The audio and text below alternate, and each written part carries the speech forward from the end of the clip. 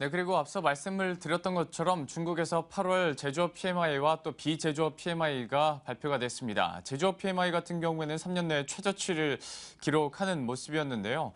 아무래도 앞으로 중국 정부의 추가적인 경기 부양책에 대한 어떤 가름을 좀 할 수 있는 지표이기 때문에 오늘 좀 저희가 자세하게 분석을 해보고 전망도 함께 나눠보도록 하겠습니다. 현재 한국투자증권 윤왕진 연구위원 전화 연결돼 있습니다. 안녕하십니까? 예, 안녕하세요. 네, 안녕하세요. 자, 이번 방금 전에 있었던 이런 지표 발표에 대해서 먼저 자세한 내용부터 좀 정리를 해주시죠. 예, 그 두 가지가 발표가 됐는데요. 중국 관방 PMI가 발표가 됐습니다. 이 중에 제조 PMI는 49.7로 발표가 됐고요. 이거는 7월 달, 그러니까 이 전달에 50.0보다 낮은 수치이고요. 시장 컨센서스에는 부합되는 그런 모습입니다. 그다음에 차이신 제조 PMI가 발표가 같이 됐습니다. 이 부분은 47.1로 발표가 돼가지고 47.8로 발표가 돼가지고 지금 현재 그 지난달과는 거의 비슷한 수준에 지금 발표가 됐습니다.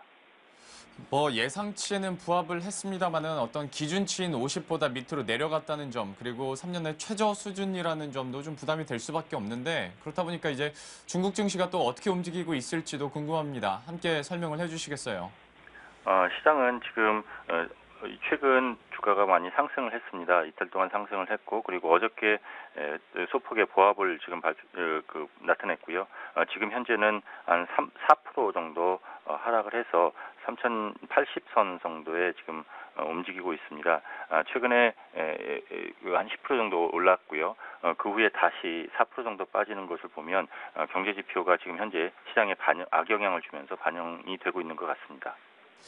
사실 이전에 이런 8월 제조업 PMI를 보고 나서 경기 또 정부에서 추가적인 경기 부양책을 내놓지 않을까 우리가 예상을 했었는데 이 부양책이 좀 앞서서 나오면서 지난주에 기준금리와 지준율이 인하가 됐습니다. 그렇다면 과연 이번에 좀 최저 수준을 나타내고 조금 더 중국 정부가 지켜볼 것인지 아니면 현재 구간에서 다시 한번 좀 빠른 시일 내에 추가적인 경기 부양책이 나올 것인지 좀 궁금해지는데요. 어떻게 전망하고 계신가요?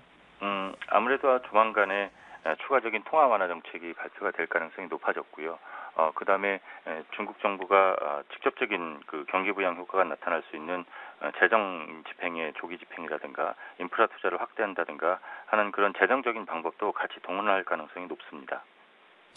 그런데 이제 궁금한 것이 이런 재정적인 방법을 계속 요즘에도 나타나고 있긴 합니다만은 상대적으로 예전에 비해서 그 효과는 많이 줄어드는 것 같은데요. 과연 중국 경기 부양에 대해서 좀 중국 정부도 그리고 또 예를 들어서 전문가님께서도 좀 앞으로 어떤 방법이 그나마 좀 효과적이라고 생각하실지도 개인적으로 좀 궁금하네요. 통화 완화 정책 같은 경우에는 사실은 시차가 필요한 부분입니다. 바로 금리를 내린다고 해서 그것이 바로 유동성의 확대로 곧바로 이어지는 것은 아니기 때문에 그렇습니다. 하지만 재정적인 방법은 바로 집행이 됐을 경우에 통화 정책보다 시차가 좀 효과가 나타나는 시차가 좀 짧을 가능성이 높습니다. 짧습니다. 따라서 앞으로 나타나는 그 중국 정부의 어떤 경기 부양 조치는 재정적인 조치가 좀 더 가능성이 더 있지 않을까 싶습니다. 알겠습니다. 좀 대안적인 방법이나 앞으로의 전망에 대해서도 좀 구체적으로 한번 물어봤습니다. 지금까지 한국투자증권의 윤왕진 연구위원과 함께했습니다. 고맙습니다. 감사합니다. 네, 중국